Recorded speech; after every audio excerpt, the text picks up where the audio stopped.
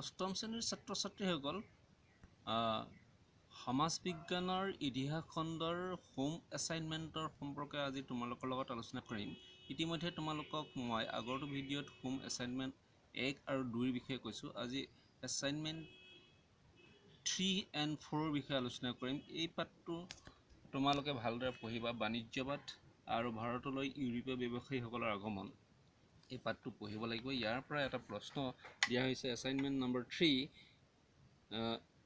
ইংৰাজসকলৰ শাসনৰ সময়ত ভাৰতীয় কুটীৰ শিল্প আৰু কৃষিকৰ্ম কিদৰে ক্ষতিসাধন হৈছিল চমুৱাই লিখা। এই প্ৰশ্নটোৰ উত্তৰ পাবলৈ হ'লে তোমালোকে 101 পৃষ্ঠাত থকা মই যিখিনি দাগ দি দিছোঁ, ইষ্ট ইণ্ডিয়া কোম্পানীৰ পৰা ধৰি এই কথাখিনি একেবাৰে 102 পৃষ্ঠালৈকে ফলত কৃষি কৰ্মৰ বিস্তৰ ক্ষতি সাধন হৈছিল, এই কথাখিনিলৈকে তোমালোকে উত্তৰ লিখিলেই তোমালোকৰ হোম এছাইনমেণ্ট 3টো কৰা হ'ব। এতিয়া আহোঁ এছাইনমেণ্ট নম্বৰ 4। 17শ শতিকাৰ শেষ আৰু 18শ শতিকাৰ আৰম্ভণিৰ কালছোৱাই ভাৰতৰ ইতিহাসত এক দিক নিৰ্ণয়কাৰী ভূমিকা লৈছিল। উক্তিটোৰ তাৎপৰ্য পাঠৰ সহায়ত ব্যাখ্যা কৰা।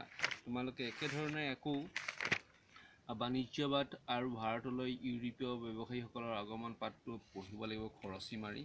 প্ৰথম চোৱা তোমালোকে লিখিব পাৰা, প্ৰথম পেৰেগ্ৰাফটো তোমালোকে লিখিব পাৰা। ইয়াৰ পৰা চমুৱাই লিখি একেবাৰে শেষৰ যিটো খণ্ড আছে, মই উল্লেখ কৰি দিছোঁ, শেষৰ যিটো খণ্ড আছে 101 শতিকাতকৈও এইখিনিৰ পৰা তোমালোকে এই একেবাৰে শেষলৈকে এই কথাখিনি লিখিলেই তোমালোকৰ এই প্ৰশ্নটোৰ উত্তৰ কৰা হ'ব। কাৰণ বিভাজন আৰু শাসন নীতিৰ দ্বাৰা ভাৰতবৰ্ষত ইংৰাজসকলে ৰাজনৈতিক অধিকাৰ হস্তগত কৰিছিল আৰু এয়াই হৈছে ভাৰতৰ ইতিহাসত এক দিক নিৰ্ণয়কাৰী পৰিৱৰ্তন। তোমালোকে এই প্ৰশ্নটোৰ উত্তৰ পাবলৈ হ'লে এই কথাখিনি তোমালোকে চমুৱাই লিখিব লাগিব।